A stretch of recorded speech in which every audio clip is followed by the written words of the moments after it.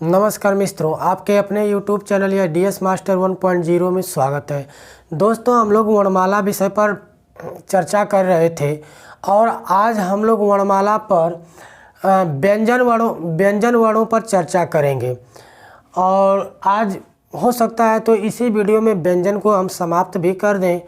और तो हम लोग इस व्यंजन वर्ण को शुरुआत करते हैं। और यदि यह वीडियो आपको अच्छा लगेगा तो लाइक करना, चैनल को सब्सक्राइब करना तथा अपने दोस्तों को भी शेयर करना। तो आइए हम लोग शुरुआत करते हैं। व्यंजन क्या होता है, व्यंजन किसे कहते हैं, व्यंजन वर्ण पहले हम इसको समझते हैं। तो हम कह सकते हैं कि वे वर्ण जो स्वरों की सहायता से बोले जाते हैं व्यंजन कहलाते हैं। या इसी चीज़ को हम कह सकते हैं कि वे वर्ण जो स्वतंत्र उच्चारित नहीं होते हैं उनके उच्चारण के लिए अन्य वर्णों की सहायता ली जाती है, उसे हम क्या कहते हैं, व्यंजन कहते हैं। मतलब कि वह अपने आप में स्वतंत्र उच्चारित नहीं होते हैं, उसके लिए किसी न किसी की क्या होती है, अन्य वर्ण की सहायता होती है। तो उसी को हम क्या कहते हैं, व्यंजन वर्ण कहते हैं। जैसे क, ख, ग, घ, म, प, त, ये सब क्या है, व्यंजन वर्ण। तो इस चीज़ को हम लिख देते हैं, वे वर्ण जो स्वतंत्र उच्चरित या बोलना उच्चरित नहीं होते हैं, जिनके उच्चारण में अन्य वर्णों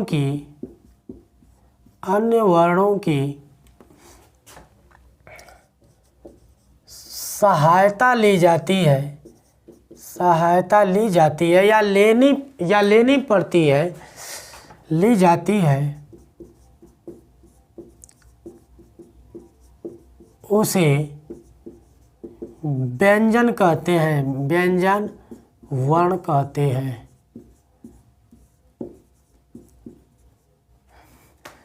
जैसे क, ख, ग आदि। अब समझिएगा इसमें कैसे स्वरों की सहायता ली जाती है। जैसे हम लोग देखेंगे तो इस क वर्ण में अ भी शामिल है, यानी अ स्वर शामिल है। क्योंकि क को जब हम आधा करेंगे तो इसमें से अ क्या हो जाएगा, बाहर निकल जाएगा। और यह क और अ मिल करके क्या बनता है, क बनता है। तो इस तरह से हमने देखा कि क के उच्चारण में क्या शामिल है, और ठीक उसी प्रकार से ख में शामिल होगा, ग में शामिल होगा। यानी सभी व्यंजन वर्णों में स्वर की सहायता से ही उच्चारित किए जाते हैं। इसीलिए हम इसको कहते हैं कि ये स्वतंत्र उच्चारित नहीं होते हैं। इनके उच्चारण में किसकी सहायता लेनी पड़ती है, स्वरों की सहायता लेनी पड़ती है। समझ में आ रहा है। चलो अब देखिएगा व्यंजन वर्णों की संख्या कितनी होती है। व्यंजन वर्णों की संख्या अब हम लोग देखेंगे कि व्यंजन वर्णों की संख्या देखेंगे तो व्यंजन वर्ण चाहे संस्कृत हो चाहे हिंदी हो, उसमें व्यंजन वर्णों की संख्या कितनी होती है, 33 होती है। अब हम लोग देखेंगे कि ये 33 कौन कौन से व्यंजन होते हैं। तो पहले हम इसको समझाने का प्रयास करते हैं। अब देखिएगा आप, स्पर्श व्यंजन ऐसे लिखते हैं, व्यंजन। अच्छा, इसको हम मिटा देते हैं, एक चार्ट के माध्यम से समझाते हैं।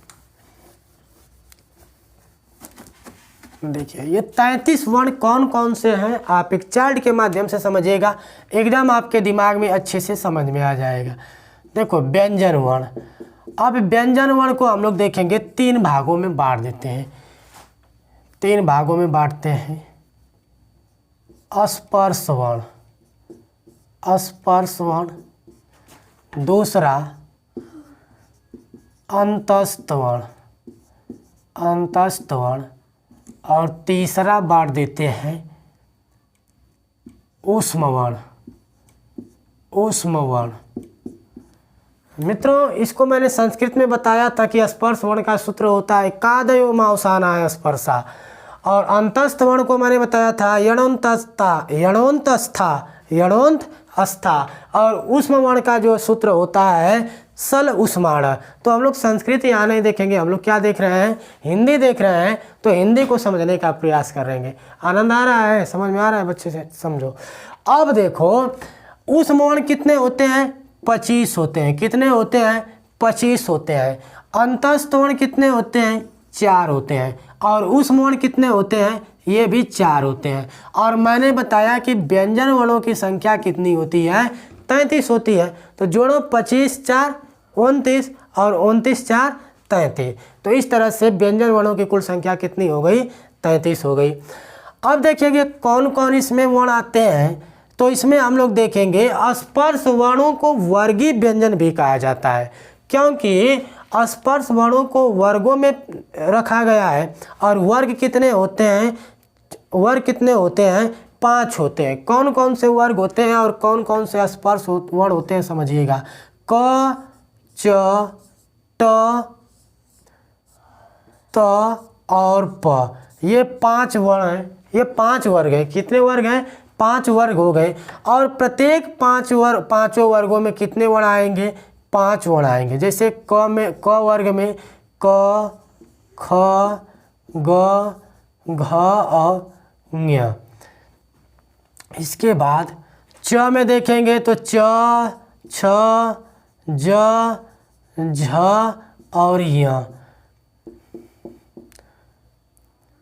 च छ ज झ य। ट में देखेंगे ट वर्ग में तो ट थ ट ठ ड ढ और क्या आ जाएगा ड़, त थ द ध और न।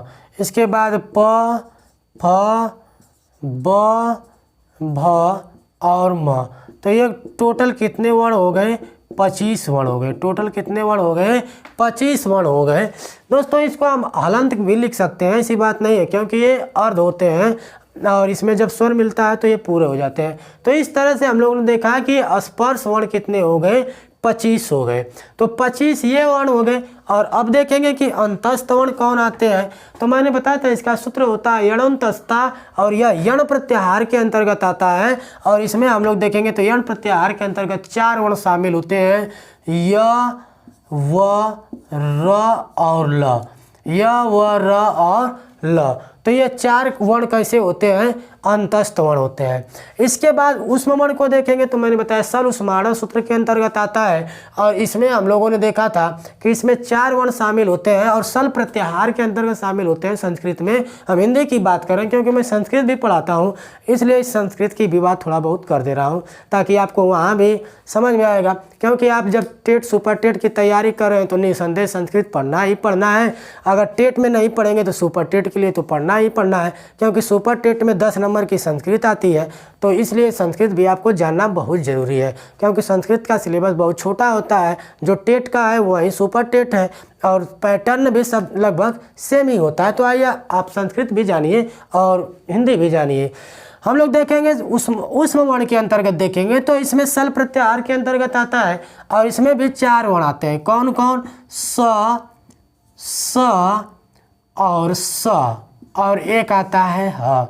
हम इसको देखेंगे, इसको हम लोग बोलते हैं तालब, इसको बोलते हैं मूर्धन, इसको बोलते हैं दंत और इसको बोलते हैं काकल या अलिजीवा। इसकी चर्चा हम लोग आगे करेंगे। पहले मैंने आप लोगों को 33 व्यंजन वर्ण को दिखाने का प्रयास किया कि ये 33 वर्ण इतने होते हैं। अब इसको हम मिटा रहे हैं, आप इसका स्क्रीनशॉट ले लीजिए। और इसके बाद हम लोग देखेंगे इसी स्पर्श वर्ण को भी हम विभाजित करेंगे, इसको भी थोड़ा समझ लीजिएगा, क्योंकि आगे जब मैं बताऊंगा व्यंजनों का वर्गीकरण उच्चारण के आधार पर तो वहाँ आपको फिर इसको चर्चा में लूँगा। तो पहले इसको आप स्क्रीनशॉट ले लीजिए और हम लोग इसको देखते हैं। मित्रों इस स्पर्श वर्ण को भी हम डिवाइड कर देंगे। कहाँ, अब देखो स्पर्श वर्ण को हम लोग क्या कर देंगे, डिवाइड करेंगे। देखिए इसको भी हम 3 भागों में बांट देंगे। स्पर्श वर्ण को भी क्या करेंगे, 3 भागों में बांटेंगे। इसको बोलेंगे स्पर्शी, क्या बोलेंगे, स्पर्शी।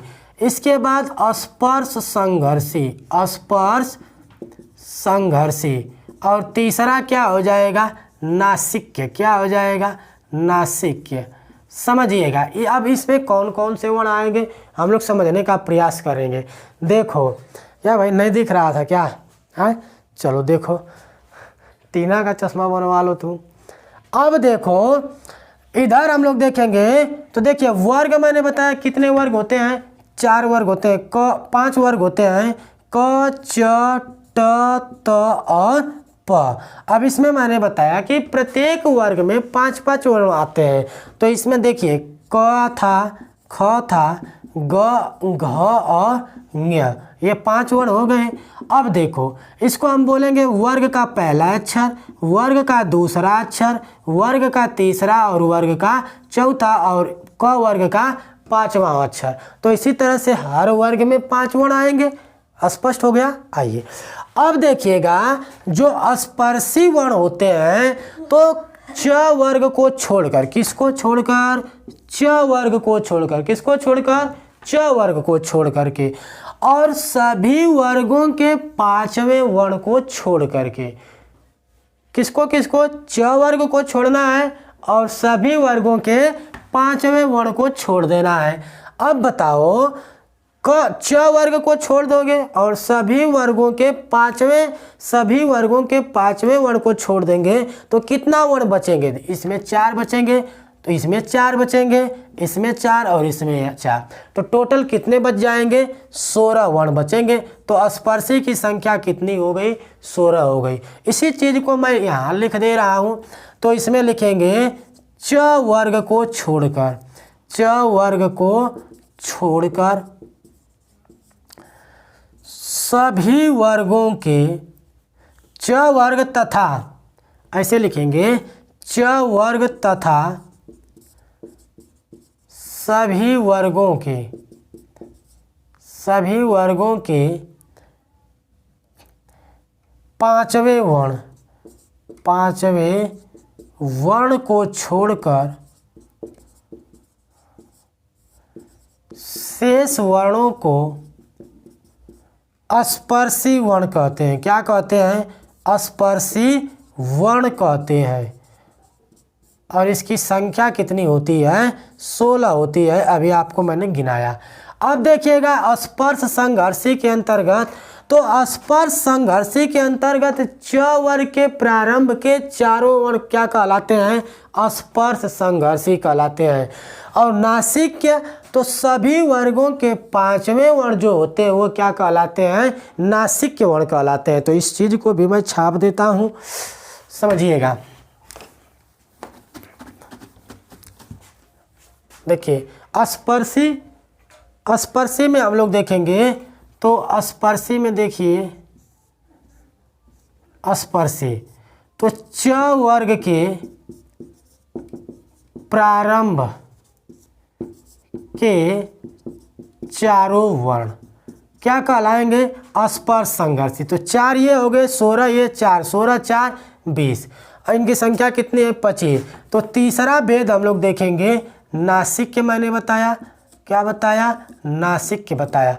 तो नासिक्य में हम लोग जानेंगे, तो नासिक्य में एक आएगा नासिक्य में एक आ जाएगा सभी वर्गों के पंचमाक्षर।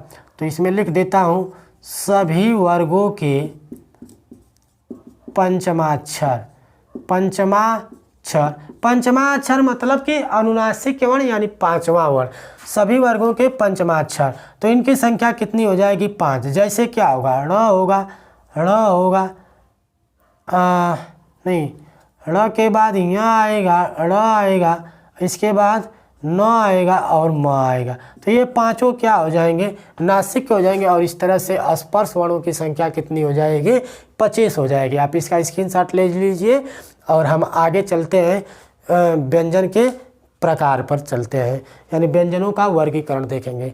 तो आप ले लीजिए स्क्रीनशॉट इसका। मिलन की रात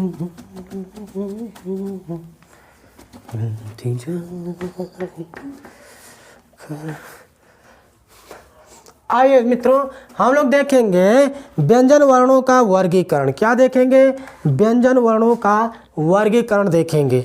तो हम लोग देखेंगे व्यंजन वर्णों का वर्गीकरण। व्यंजन वर्णों का वर्गीकरण। देखो तो वीडियो कई मिनट का हुआ, देखो वीडियो कई मिनट का हुआ, ज़्यादा बड़ा तो नहीं ना हो गया, दिख रहा है? अरे यार एक ठोरी चश्मा लगा लो, नहीं दिख रहा है तुमको। 16 मिनट का हो गया। अच्छा चलो इसको 2 पार्ट में कंप्लीट करते हैं। ठीक है मित्रों, तो हम लोग देखेंगे व्यंजन वर्णों का वर्गीकरण। क्या देखेंगे? व्यंजन वर्णों का वर्गीकरण। तो व्यंजन वर्गों के वर्गीकरण को हम पहले नंबर पर लेते हैं कंपन के आधार पर। किसके आधार पर? घोष या कंपन के आधार पर व्यंजन का वर्गीकरण। अब समझिएगा, घोष या कंपन के आधार पर, कंपन के आधार पर देखिए कंपन क्या होता है? जिन वर्णों के उच्चारण में, जिन वर्णों को उच्चारण करते समय, जिन वर्णों को बोलते समय मुख में कंपन जैसी स्थिति होती है, तो इसके आधार पर वर्णों को हम क्या करते हैं? विभाजित करते हैं। तो जिन वर्णों के उच्चारण में कंपन होता है तो उसे हम क्या कहते हैं? घोष वर्ण कहते हैं, घोष कहते हैं। और जिनमें कंपन की कम होती है उसे हम क्या कहते हैं?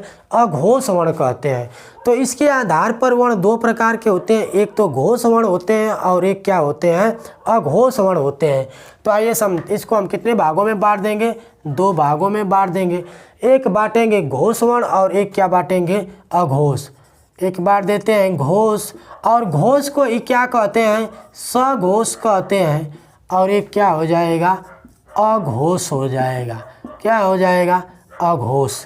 अब समझिएगा, हम लोगों को इसकी डिफिनीशन याद करने की ज़रूरत नहीं है, क्योंकि हम लोगों के एग्ज़ाम में जो टेट सुपर टेट का एग्ज़ाम है इसमें डायरेक्ट आपसे वर्ण देगा और पूछ देगा कि यह वर्ण किसके अंतर्गत शामिल है, घोष है या अघोष है, या वर्णों का समूह दे देगा और पूछ देगा कि ये वर्ण समूह कौन जो है घोष है और या कौन घोष नहीं है। तो इस तरह से हम लोगों के क्वेश्चन बनते हैं। तो पहले हम लोग समझ लेते हैं कि जानते रहेंगे कि घोष कौन है, सघोष कौन है, अघोष कौन है, तो आसानी से हम चूज कर सकते हैं ऑप्शन। तो आइए समझिएगा घोष क्या होता है। समझिए, घोष एक बिरादरी होती है। जैसे हम लोग एक अहिर जाति होती है, तो अहिर जाति में हम लोग देखेंगे कि कुछ लोग अपने आप को यादव लिखते हैं, कुछ अपने आप को सिंह लिखते हैं। यदि हम इधर चले जाएं और पश्चिमी साइड में, तो उधर के लोग अपने नाम के पीछे टाइटल में घोष लिखते हैं और कुछ लोग अहिर भी लिखते हैं, टाइटल में कुछ यादव लिखते हैं। तो मान लीजिए कि हम क्या हैं? घोष हैं। क्या है? घोष। ये देखो हमारा फोटो बन गया, ये हम है। मान लो कि हम क्या हैं? घोष है। और हमारा कोड कितना होता है? 345। पहले कोड याद रखो, ये हमारा फ़ोन नंबर है। अगर कोई भी आवश्यकता होगी तो तुरंत कॉल लगाइए 345 पर, एकदम 5 मिनट में हाजिर हो जाएंगे, यमराज की तरह। आइए देखते हैं। तो ये 345 क्या है? हमारा कोड है। अब देखिएगा हमारा अंत कैसे होगा? अंत का मतलब समझाएंगे अभी आप। अंत का मतलब क्या है आपको समझाएंगे। देखो हमारा कोड क्या है? ये हम है। हमारा कोड क्या है? 345। हम क्या है? घोष है। हमारा कोड क्या है? 345। हमारा अंत कैसे होगा? हंसते हुए। कैसे होगा? हंसते हुए। कैसे होगा? हंसते हुए। और किसके साथ होगा? तो सभी स्वरों के साथ होगा। किसके साथ? सभी स्वरों के साथ। सभी स्वरों के साथ। अब इस ट्रिक का मतलब समझिएगा मित्रों। देखो 345 अभी मैंने आप लोगों को बताया था स्पर्श वर्ण। क्या बताया था? स्पर्श वर्ण बताया था। और स्पर्श वर्ण में मैंने आप लोगों को बताया था कि इसकी संख्या कितनी होती है? 25 होती है। कितनी होती है? 25 होती है। और इस स्पर्श वर्ण की संख्या 25, तो मैंने इसको वर्गीय व्यंजन भी कहा था। और पहला, दूसरा, तीसरा और चौथा और 5वें वर्ग में क्या किया था? विभाजित करके आपको दिखाया था। अगर ना समझ में आए तो इसको जो है वीडियो थोड़ा सा बैक करके इसी में मैंने पढ़ाया हूँ, जाकर देखिए, इसके बाद इसको समझिए। तो तीसरा, चौथा और 5वां जो वर्ग के तीसरे, चौथे और 5वें वर्ण होंगे वह किसके अंतर्गत आएंगे? घोष के अंतर्गत आएंगे। तो प्रत्येक वर्ग में 5 वर्ण होगा। तो यह 3 वर्ग की बात किया तो टोटल कितने हो जाएंगे? 5 गुने 3 बराबर 15। ये कितने वर्ण हो गए? 15 वर्ण हो गए। प्लस देखो अंत का मतलब होता है, मैंने बताया था अंतस्थ वर्ण। क्या? अंतस्थ वर्ण। तो अंतस्थ वर्ण कितने होते हैं? 4 होते हैं। य व र और ल।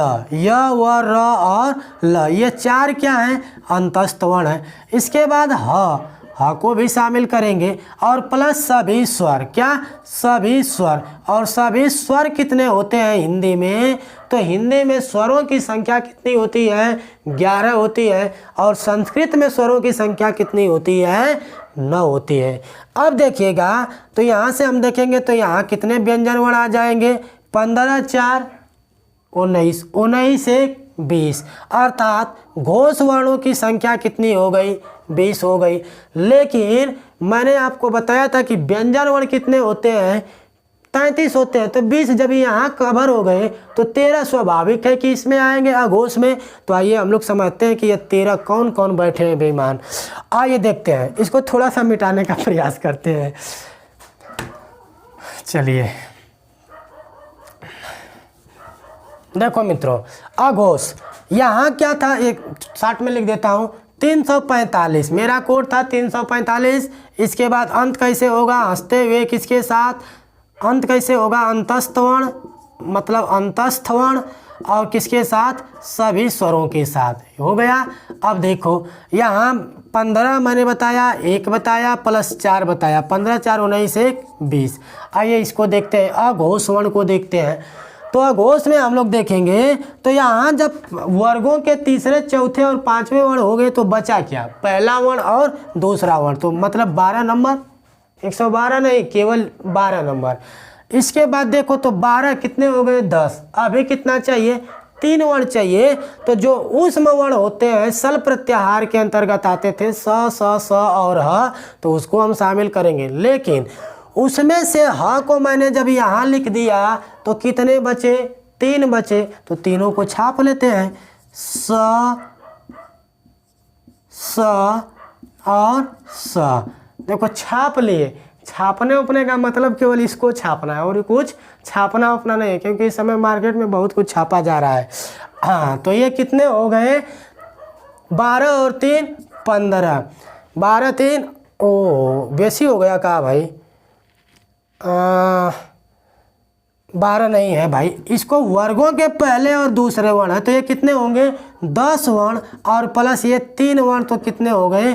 टोटल 13 वर्ण। कितने हो गए? 13 वर्ण। तो ये इस तरह से 13 और 20 कितना हो गया? 33 वर्ण हो गया।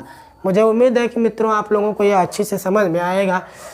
और घोष और अघोष इसी तरह से आप याद रखेंगे तो परीक्षा में आसानी से हल कर लेंगे। याद तो आप किसी भी तरह से कर सकते हैं, लेकिन उस तरह से आप याद रखिए कि परीक्षा में आपको क्वेश्चन को हल करने में किसी भी प्रकार का कन्फ्यूजन ना हो। याद कर सकते हैं, लेकिन वहाँ क्वेश्चन सही करना हम लोगों का मेन लक्ष्य है, न कि दिमाग में सही रखना लक्ष्य है। तो इसलिए आप इस तरीके से अगर याद रखेंगे तो हमेशा याद रहेगा चीज़ें। आपको 1-2 बार वीडियो को देखेंगे, मुझे उम्मीद है कि आपको अच्छे से समझ में आ जाएगा। मित्रों हम इस वीडियो को यहीं पर क्लोज करते हैं, क्योंकि वीडियो काफ़ी लंबा हो जाएगा, मुझे अपलोड करने में दिक्कत होगी।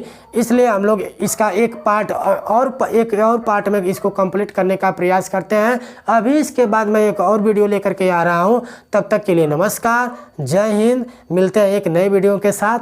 नमस्कार।